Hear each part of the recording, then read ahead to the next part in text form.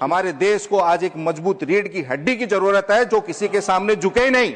Israel बाप होगा किसी और का, हमें अपनी मातृभूमि के नौजवानों के लिए ये जो आपने 1628 खरब 41 अरब का विनियोग अप्रोप्रिएशन बिल आप लेके आ रहे हैं, इसमें मिडिल क्लास और गरीब है का? लहजे में बदजुबानी और चेहरे पर नकाब लिए फिरते हैं, वो जिनके खुद के बही खाते बिगड़े हैं वो हमारा हिसाब लिए फिरते हैं। हमारी अर्थव्यवस्था शोर बहुत करती है मगर अंदर से भीतर से बहुत खोखली है। अगर आपने 10,000 का लोन ले लिया तो बैंक के लोग लाठी डंडा ले लेके आपके पीछे भागते हैं, आपको प्रताड़ित करते हैं, आपके मान सम्मान और इज्जत को तार तार करते हैं। वहीं दूसरी तरफ अगर कोई 10-15 हजार करोड़ का लोन ले लेता है तो वह सरकार उनका लोन माफ कर देती है। क्या इनकी बहादुरी केवल गरीब और लाचार आदमी पे निकलती है? जब हम विश्व गुरु नहीं थे तो 2014 में बेरोजगारी दर क्या थी और आज अमृतकाल में बेरोजगारी दर क्या है? डॉलर के मुकाबले रुपए की कीमत क्या थी और आज अमृतकाल में रुपए की कीमत क्या है? लेकिन उन्होंने अपनी नोटबंदी और रोजगार बंदी करने के बाद उन 81 करोड़ लोगों का काम धंधा छीन लिया और आज उनको जिंदा रहने के लिए 5 किलो अनाज देना पड़ रहा है इनको। जो जितना ज्यादा लूटेगा वो ही सरकार का उतना ही प्यारा होगा। तो अब ये सरकार चीटी पर तोप चला रही है और चीटी पे तोप चला के अपने आप को बहादुर बता रही है। Shri Sanjay Yadav. Thank you madam ये विनियोग संख्या 2 विधेयक 2026 में अभी जब हम देख रहे थे तो पूरा कंसोलिडेटेड फंड जो है 1628 खरब 41 अरब 30 करोड़ 6 लाख रुपए है। जब पूरा विनियोग का हेड्स का देख रहे हैं तो इसमें यही कहना चाहूँगा कि जो ये बजट है, ये अप्रोप्रिएशंस बिल है, ये केवल आंकड़ों के अखाड़े हैं जहाँ हमेशा गरीबों को पटकनी मिलती है इस अखाड़े में और हमेशा अमीर ही जीतते हैं। मैं अपनी बात शुरू करूं उससे पहले एक शेर कहना चाहूँगा कि लहजे में बदजुबानी और चेहरे पर नकाब लिए फिरते हैं, लहजे में बदजुबानी और चेहरे पर नकाब लिए फिरते हैं, वो जिनके खुद के बही खाते बिगड़े हैं वो हमारा हिसाब लिए फिरते हैं। मैडम आज अर्थव्यवस्था का हमारे देश के क्या हाल है ये किसी से छुपा नहीं है। हमारी अर्थव्यवस्था शोर बहुत करती है मगर अंदर से भीतर से बहुत खोखली है। लोगों के पास आमदनी का जरिया नहीं है, नई नौकरी और रोजगार के अवसर सृजित नहीं हो रहे हैं, देश आर्थिक समस्याओं की गंभीर गिरफ्त में है, छोटे बड़े व्यवसायियों का व्यवसाय खत्म होने के कगार पे है, बर्बादी के कगार पर है, महंगाई की मार हर घर खा रहा है। मिडिल क्लास के सामने आर्थिक चुनौतियां इससे कहीं अधिक गंभीर है जितना हमें दिख रही हैं। बाजार में सन्नाटा पसरता जा रहा है और तो और अब तो शैम्पू साबुन बनाने वाली कंपनियां तक खुद स्वीकार कर रही हैं कि उनके प्रोडक्ट की बिक्री में भारी गिरावट आ गई है और उपभोक्ता बाजार का ग्राफ भी लगातार निरंतर गिरता जा रहा है। लोग आर्थिक तंगी के चलते अपनी छोटी छोटी जरूरतों के लिए कर्ज ले रहे हैं और फिर उसे चुका भी नहीं पा रहे हैं। देश में लोग 10,000 का कर्ज भी नहीं चुका पा रहे हैं। 10,000 का कर्ज जो लोन लेते हैं वो भी डिफॉल्ट कर रहे हैं। अगर आपने 10,000 का लोन ले लिया तो बैंक के लोग लाठी डंडा ले लेके आपके पीछे भागते हैं, आपको प्रताड़ित करते हैं, आपके मान सम्मान और इज्जत को तार तार करते हैं। वहीं दूसरी तरफ अगर कोई 10-15 हजार करोड़ का लोन ले लेता है तो वह सरकार उनका लोन माफ कर देती है। लेकिन मध्यम वर्ग के लोग अगर 10,000 का लोन ले लिया तो उसको प्रताड़ित करते हैं।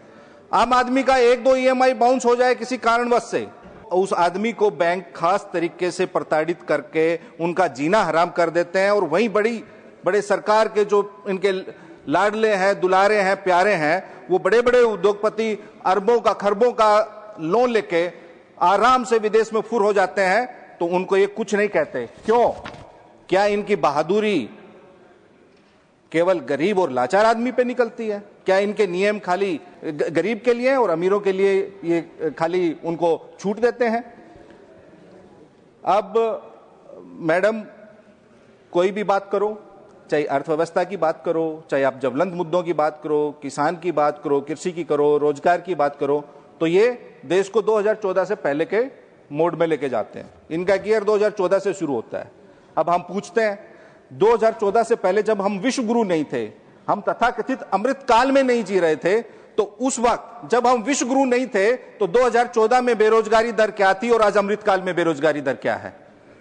जब हम विश्व गुरु नहीं थे 2014 में, उस वक्त डॉलर के मुकाबले रुपए की कीमत क्या थी और आज अमृतकाल में रुपए की कीमत क्या है।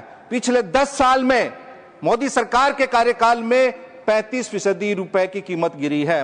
मैडम, 2014 में जब हम विश्व गुरु नहीं थे, उस वक्त पेट्रोल, डीजल और गैस सिलेंडर की कीमत क्या थी और आज अमृतकाल में क्या है। 2014 में जब हम विश्व गुरु नहीं थे और अब 2026 के अमृतकाल में तेल, चीनी, दाल, सब्जी, आलू, प्याज, टमाटर की कीमत क्या है और तब क्या थी। 2014 में जब हम विश्व गुरु नहीं थे, उस वक्त बस का और ट्रेन का किराया क्या था और आज क्या है। 2014 से पहले आईआईटी, आईआईएम या हमारे जो स्कूल की फीस क्या थी, आज क्या है। तो मैडम, हर तरफ से गरीब और मिडिल क्लास का इनकी महंगाई की मार सहनी पड़ रही है। हाँ, 2014 से पहले 81 करोड़ लोगों को 5 किलो अनाज नहीं मिलता था जिंदा रहने के लिए, लेकिन अमृतकाल में मिलता है। क्यों? क्योंकि 2014 से पहले उन 81 करोड़ लोगों के हाथ में काम था, रोजगार था, लेकिन उन्होंने अपनी नोटबंदी और रोजगार बंदी करने के बाद उन 81 करोड़ लोगों का काम धंधा छीन लिया और आज उनको जिंदा रहने के लिए 5 किलो अनाज देना पड़ रहा है इनको। 2014 से पहले जीवन बीमा पे टैक्स नहीं देना पड़ता था, लेकिन अब देना पड़ता है। तो मैडम, और अब 5 ट्रिलियन की इकोनॉमी बनानी है इन्होंने, लेकिन 81 करोड़ लोगों को 5 किलो अनाज देंगे जिंदा रहने के लिए। तो आप 81 करोड़ गरीबों को अनाज बांट के आप 5 ट्रिलियन इकोनॉमी का सपना देख रहे हैं। देखिए, अच्छी बात है। 2014 में सोने का क्या भाव था? 10 ग्राम सोने का मात्र 28,000, और आज 2026 में सोने का भाव क्या है? 1,60,000 रुपए। तो अब आप देखिए आप कहां जा रहे हैं। ये जो आपने 1628 खरब 41 अरब का विनियोग अप्रोप्रिएशन बिल आप लेके आ रहे हैं, इसमें मिडिल क्लास और गरीब है कहां? इसमें से तो इस 10 साल में 26 लाख करोड़ तो आपने अमीरों का लोन माफ कर दिया कंपनियों का, लेकिन आपने गरीबों का कितना किया? 2014 से पहले तो किसानों का, गरीबों का लोन माफ होता था, उनके जीवन को बेहतर बनाने की योजनाएं बनती थी। अब मैडम, अब ये सरकार गरीब, किसान, दलित, पिछड़ा और मुसलमान को मार रही है और धन पशुओं को पाल पोष रही है। जो जितना ज्यादा लूटेगा, जितना ज्यादा अधिक कॉर्पोरेट लोन लेगा, वो ही सरकार का उतना ही प्यारा होगा। लेकिन जो गरीब मेहनत से काम करेगा या ऐसे जो हमारे उद्योगपति जो अधिक रोजगार के अवसर सृजित करेंगे, उनको विभिन्न एजेंसियों से डराएंगे, धमकाएंगे या और कुछ करेंगे, सब जानते हैं।